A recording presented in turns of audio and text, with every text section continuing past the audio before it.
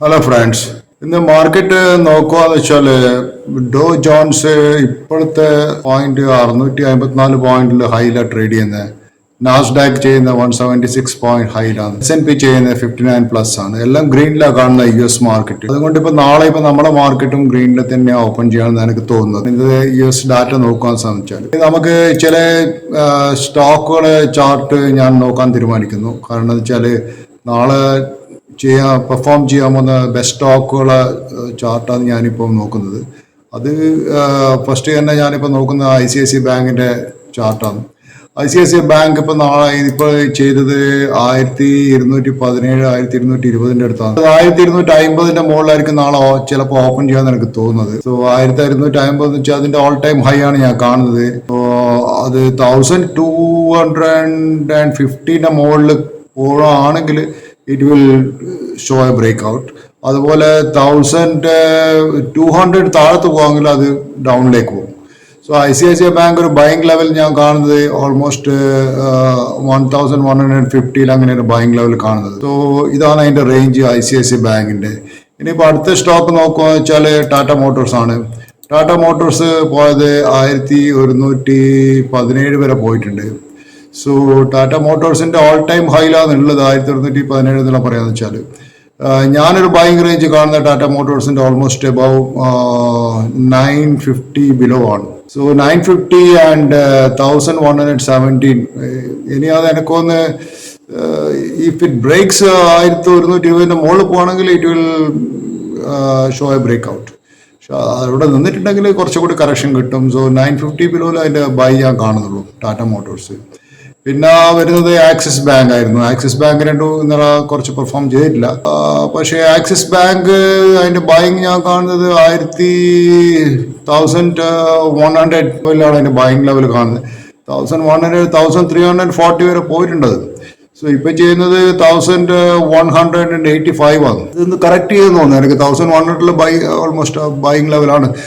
Maximum അത് പോകുന്നത് 1050 അത്ര വരെ പോകും. 1050 ഓൾമോസ്റ്റ് ബൈങ് ലെവലാണ്. അതിന്റെ താഴത്ത് പോയി കഴിഞ്ഞാൽ പിന്നെ അത് വളരെ ബിയർ സ്റ്റാൻഡിലേക്ക്. സോ 1050 ലെവല് വാച്ച് ചെയ്യുക. അതുപോലെ അപ്പർ ലെവല് 1340 വാച്ച് ചെയ്യുക. ചെയ്യുന്ന 1176 ആണ് ആക്സിസ് ബാങ്ക്. സോ ഇനി എനിക്ക് പറയാനുള്ള ഇൻഫോസിസ് ചെയ്യുന്നതും ഓൾമോസ്റ്റ് ഓൾ ടൈം ഹൈയിൽ ഇപ്പൊ ചെയ്യുന്നത്. ഇൻഫോസിസ് 1885 ഇപ്പോൾ ഉള്ളത്. സോ അത് 1885 കുറച്ച് ഹൈ പ്രൈസിനാണ്. ഇനി അത് മുകളിലേക്ക് പോയിട്ടുണ്ടെങ്കിൽ അത് 1900 പോകും. പക്ഷെ അത് എനിക്ക് തോന്നുന്നില്ല. അവിടെ ഒരു റെസിസ്റ്റൻസ് ഞാൻ കാണുന്നുണ്ട്. അത് 1780 ആണ് അതിന്റെ ഇമീഡിയറ്റ് സപ്പോർട്ട്. അവിടേക്ക് ഒരു ബൈങ് ലെവലാണ്. 1780 1780 കിട്ടിയിട്ടുണ്ടെങ്കിൽ ഒരു ബൈങ് ലെവലാണ്. So let us wait for that range. പിന്നെ റിലയൻസ് ആണ് വലിയൊരു സ്റ്റോക്ക് വന്നിട്ടുള്ളത്. റിലയൻസിന്റെ സ്റ്റോക്ക് അഗൈൻ പറയാന്ന് വെച്ചാൽ അത് ഞാൻ കാണുന്ന ലെവല് ചില ഓൾമോസ്റ്റ് 2008 ലെവൽ വന്നാൽ അത് ബൈങ് ലെവലാണ്. അപ്പൊ ഈ 2800 ആൻഡ് 3200 റേഞ്ചിൽ ഒരു 200 റുപ്യന്റെ പോയിന്റിൽ റേഞ്ചിൽ അത് പ്ലേ ചെയ്തുകൊണ്ടേ ഇരിക്കും ICICI bank. Sorry, I mean that Reliance. ഇത് ഞാനിപ്പോ പറഞ്ഞത് Reliance, Infosys, axis, ICICI bank, Tata Motors. Again HDFC ബാങ്കിലേക്ക് വരാം. HDFC bank is bank Nifty. HDFC bank 1650 വരെ പോകും. 1650 വരെ പോകാനുണ്ട്. ഇന്നലെ ചെയ്ത് 1617 അല്ലേ. ബിലോ 1580 അതൊരു ബൈങ് ലെവലാണ്. 1580 ഓർ 1550 ആ റേഞ്ചിൽ കിട്ടിയിട്ടുണ്ടെങ്കിൽ അതൊരു ബൈങ് ലെവൽ തന്നെ HDFC ബാങ്ക്. അപ്പോൾ ഞാൻ കാണുന്നത് ഈ ഇമ്മീഡിയറ്റ് ആയിട്ട് കാണുന്നത് 1660 ആ റേഞ്ചിലാണ് ഇമ്മീഡിയറ്റ് ആയിട്ട് കാണുന്നത്. 1660 ബ്രേക്ക് ചെയ്ത് കഴിഞ്ഞാൽ പിന്നെ അത് 1700 മുകളിലേക്ക് പോകുന്നത്. പക്ഷെ അത്ര പോകാൻ സാധ്യത. നാളത്തെ ട്രേഡിൽ ഇപ്പോൾ ഏകദേശം 1670 വരെ ഞാൻ കാണുന്നുള്ളൂ ട്രസ്റ്റ്. അപ്പോൾ ഇതാണ് ഞാൻ പറഞ്ഞത്. പിന്നെ എനിക്ക് വേറെ പറയാനുള്ളത് വെച്ചാൽ നമ്മളെ ഈ ഹൗസിംഗ് പ്രൈസസ് നിങ്ങൾ വിചാരിക്കുന്നുണ്ടോ, do you think the housing prices go down in India? നിങ്ങൾ ഹൗസിംഗ് പ്രൈസിന്റെ ചാർട്ട് നോക്കുക വെച്ചാൽ ഇന്ത്യയിലുള്ള ഈ വീടിന്റെ വില കുറയും നിങ്ങൾ വിചാരിക്കുന്നുണ്ടോ? അതെന്താ വെച്ചാൽ ഈ പിന്നെ ഹൗസിംഗിന്റെ ചാർട്ട് നോക്കുക വെച്ചാൽ ഒരു 19th സെഞ്ചുറി എടുത്തിട്ട് ഒരു ലോങ് ചാർട്ട് ഹൗസിംഗ് പ്രൈസസിന്റെ നോക്കുക വെച്ചാൽ അത് കൺസിസ്റ്റന്റ്ലി മൂവ് സൈഡ് വേസ് കാണിച്ചിട്ടുള്ളൂ. വലിയൊരു മൂവ് ഒന്നും മുകളിലേക്ക് ഇതുവരെ കാണിച്ചിട്ടില്ല. അത് ഇന്ത്യയിലുള്ള ഹൗസിംഗ് പ്രൈസ് മൂവ് ചെയ്ത് വെച്ചാൽ നിങ്ങൾ നോക്കാൻ വെച്ചാൽ ബോംബെയിലെ റിയൽ എസ്റ്റേറ്റ് പ്രൈസ് മൂവ് ചെയ്ത് ഒരു 1999 ശേഷം 2000 ശേഷം അത് മൂവ് ചെയ്ത്. So actually what happen globally 2000 ശേഷം എന്താ സംഭവിച്ചാൽ ഒരു ഇൻഫ്ലേഷൻ അഡ്ജസ്റ്റഡ് പ്രൈസസ് ഈ റിയൽ എസ്റ്റേറ്റ് വന്നത്. അപ്പോഴാണ് അതൊരു വലിയൊരു ഡബിൾ ഡിജിറ്റ് മൂവ് ചെയ്തത് ഈ housing prices Bombay and subsequently other markets also. I remember 1998 ആ റേഞ്ചിലൊന്നും ആ സമയത്തെല്ലാം കുറേ സ്റ്റാക്ക് ആയിരുന്നു, സൈഡ് വൈസ് ആയിരുന്നു മൂവ് ചെയ്തുകൊണ്ടിരുന്നത്. ആ 2000 ശേഷമായിരുന്നു അത് എന്താ പറയുക, it's like A mountain in A plateau, അതുപോലെയാണ് മൂവ് ചെയ്തത്. സോ നമ്മളെന്താ പറയുക, നമ്മൾ മനസ്സിലാക്കേണ്ട എല്ലാവരും ചിന്തിക്കുന്ന ഒരു അസറ്റ് വാങ്ങിച്ചാൽ അത് എന്നേക്കുമായി ഒരു price everyone assumes everything will go forever. If you buy a house, it will go forever. If you buy any asset, it will go forever. So then it is inconceivable, that the prices might go down. അങ്ങനെ ഒരു price അങ്ങനെ ചിന്തിക്കുന്നുണ്ടെങ്കിൽ ഒരിക്കലും ഒരു അസറ്റിന്റെ price കുറയില്ലല്ലോ. അപ്പോൾ അതുപോലെ ഞാൻ ഈ സ്റ്റോക്കിനെ കുറിച്ച് പറയാനുള്ള വെച്ചാൽ, നിങ്ങളൊരു സ്റ്റോക്ക് വാങ്ങുന്ന സമയത്ത് you are not only buying a stock, you are also buying volatility. So നിങ്ങൾക്ക് ആ സമയത്ത് യു ഹാവ് ടു എംബ്രേസ് അൺസർട്ടനിറ്റിയും റിസ്കിനെയും എംബ്രേസ് ചെയ്യണം നിങ്ങൾ.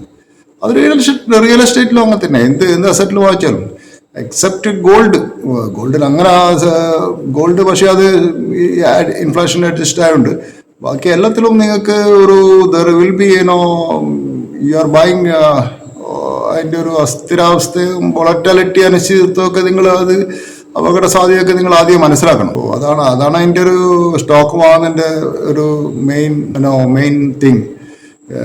പിന്നെ നിങ്ങൾക്ക് നിങ്ങളൊരു സ്റ്റോക്ക് വാങ്ങുമ്പോൾ ഒരു ബിസിനസ് ചെയ്യുമ്പോൾ നിങ്ങളൊരു ഐഡിയ ആണ് ബിസിനസ് ചെയ്യുന്നത്. ആ ഐഡിയയോട് നിങ്ങൾക്ക് വലിയൊരു ഇമോഷണലി നിങ്ങൾ ഇമോഷണലി നിങ്ങൾ ഇൻവോൾവ് ചെയ്യാമെങ്കിൽ അത് your trade will go wrong. Your trade go wrong, you just cut it and move on and do something else. So അതാണ് ഈ എല്ലാ ഗുഡ് മണി മാനേജേഴ്സും ചെയ്യുക. They don't attach to their ideas. ഞാനൊരു stock വാങ്ങിച്ചു, ആ സ്റ്റോക്കിൽ നിന്ന് എനിക്ക് റിട്ടേൺസ് കിട്ടിയിട്ട് മാത്രമേ ഞാൻ മാർക്കറ്റിൽ നിന്ന് എക്സിറ്റ് ചെയ്യുമെന്ന് പറയുന്നാൽ ചിലപ്പോൾ നിങ്ങൾക്ക് എക്സിറ്റ് കിട്ടിയില്ല. അത് നിങ്ങളെ ട്രേഡ് നിങ്ങൾക്ക് റോങ് ആണെങ്കിൽ you have to move out and get into other trade.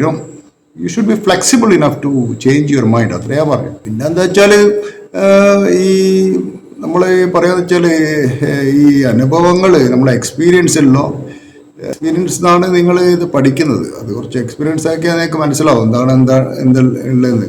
മാർക്കറ്റിനുള്ള എങ്ങനെ മനസ്സിലാക്കുന്നുള്ള കാര്യം. ഫോർ എക്സാമ്പിൾ ഞാൻ ഒരു കാര്യം പറയുക, ഈ China is turning around, metal prices are turning higher, Australian dollar moving up. അതെന്താണ് മാർക്കറ്റിൽ കാണിക്കുന്നത്? അത് നിങ്ങൾക്ക് മനസ്സിലാക്കണം. മാർക്കറ്റിലായിട്ട് റിക്കവറിയാ കാണിക്കുന്നുള്ളത്. There is a demand somewhere in the world. പക്ഷെ അന്നേരത്ത് നിങ്ങൾ നോക്കുമ്പോൾ നിങ്ങൾ നോക്കും നിഫ്റ്റി താഴോട്ട് പോകുന്നുണ്ടാവും. പക്ഷെ അതിന്റെ ഡൈവർജൻസാണ് കാണിക്കുന്നത്. അത് മനസ്സിലാക്കാൻ അത് എക്സ്പീരിയൻസ് വേണം.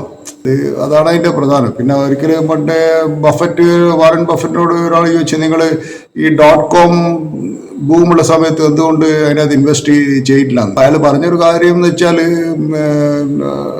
I don't understand this .com stuff, so I am staying away from it now. നിങ്ങൾക്ക് അറിയാത്തൊരു ബിസിനസ്സിൽ നിങ്ങൾ എൻട്രി ചെയ്യുന്നതിൽ അത്ര ഒരു നല്ലൊരു സ്ട്രാറ്റജി അല്ല. അപ്പോൾ ഏത് മാർക്കറ്റായാലും എനിക്ക് പറയാനുള്ള, market is not going to let you make any money unless you are willing to take risk എനിക്ക് പറയാനുള്ളത്.